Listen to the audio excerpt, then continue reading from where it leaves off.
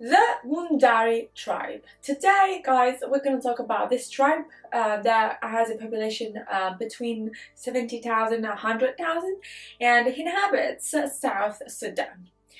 Due to the war that has plagued for over 20 years Sudan, although they are extremely poor and they are just a cattle-based sort of community or a bunch of cattle-based communities, um, the Mundari tribe go around armed most of the times. It's not that they're gonna use it most likely, but it's a sign of power. And it's interesting, right? How they nowadays also, due to globalization, they have access to phones. Maybe not so much to internet, but they're still so much traditional in the way they conduct their lives. And they do have their phones thanks to the Chinese heavily investing and exploiting those territories. But anyway, let's talk about the Mundari tribe. There are a couple of things that are extremely important. First of all, the Mundari tribe, ethnically speaking, belongs to the Nilotic people. So those are people originally descending from the Nile area.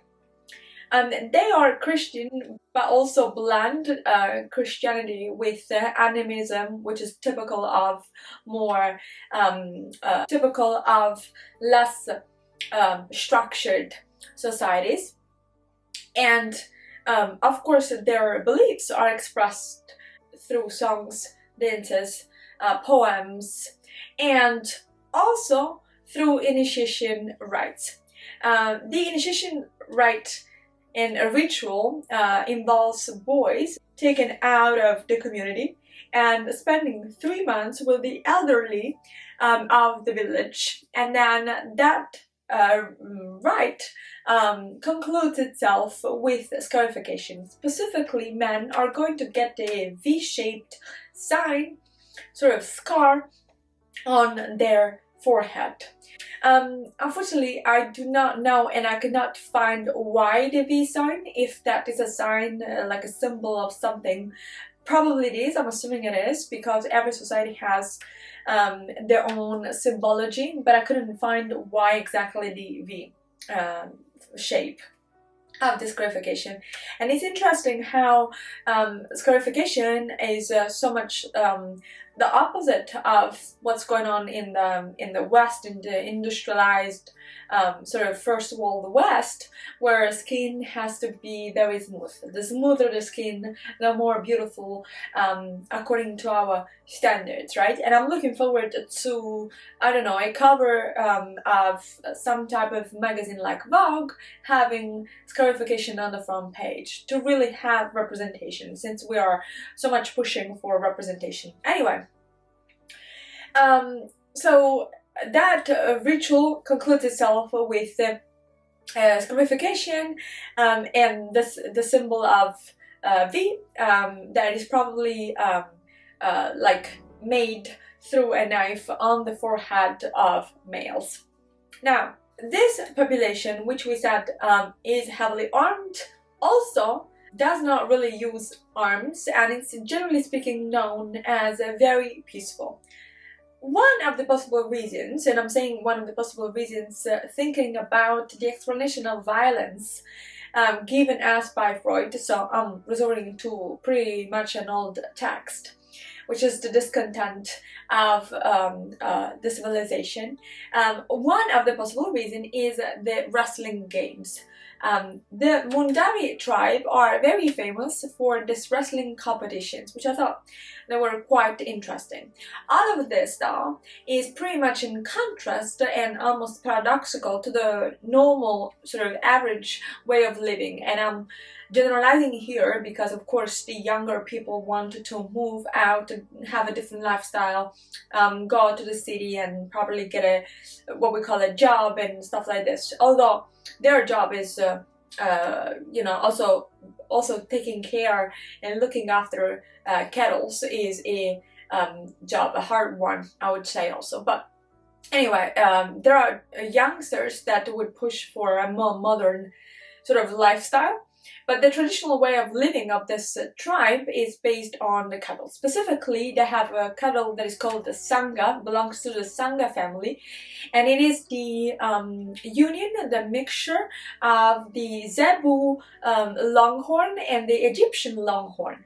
And by the way, longhorns in cows are extremely important because they have been argued to be sort of a transformation, an adaptation of those cattle living in that climate that is so hot. And so they take care and look after their cattle. And once upon a time, like before the war, so we're talking about 20 sort of years ago, one cow would be worth $500. But then, thanks to the war, the prices crashed, and now one cow, I think it's like $20, which is ridiculous because cows are, generally speaking, worth more. Now, taking care of the cows. So what do they do to take care of the cows? They use talcum.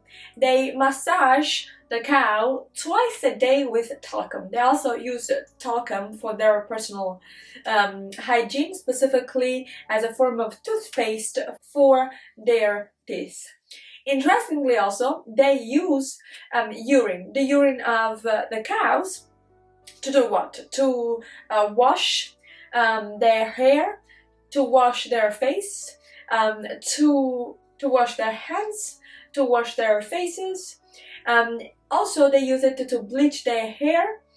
And also they do drink it, not just as a mouthwash, but they drink it because the urine of a cow is considered to be the symbol of purity. It is considered to be absolutely pure.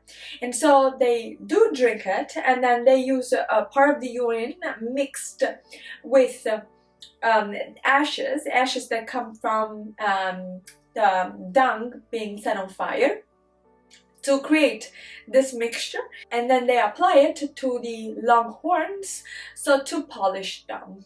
I thought that was so interesting. Of course, you can imagine how cattle, being so predominant in their society, has heavily influenced not only their way of living, not also the things that they can extract and derive from cows and use for themselves, but also their imaginary, collective imagination. And I thought that was interesting, this way of living. And it is also interesting to see what would be the tendency, because probably they're going to be disappearing slowly but steadily, since China has started to invest in their territory. Anyway, we'll see what happens, I guess. Now, guys, with that being said, that's all I have for today. So if you have enjoyed this video, don't forget to like and subscribe. And I hope to read all your comments in the comment section. And that's it. We'll talk, I guess, next time in a new video.